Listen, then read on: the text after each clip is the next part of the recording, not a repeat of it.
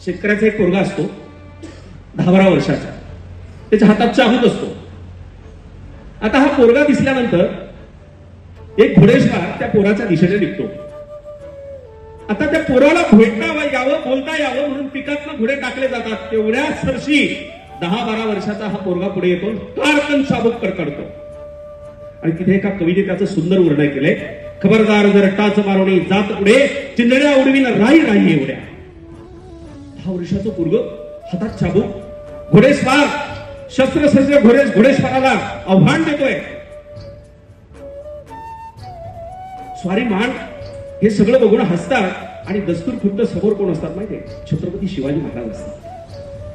त्याचा गौरव केला जातो की माझ्या स्वराज्यातलं लेकरू एवढ्या धाडसानं घोडेस्वाराच्या पुढे उभं राहते. आणि म्हणून प्रत्येक ठिकाणी कायदा करून चालत नाही, त्याचा अंमल होतोय का हे सुद्धा छत्रपती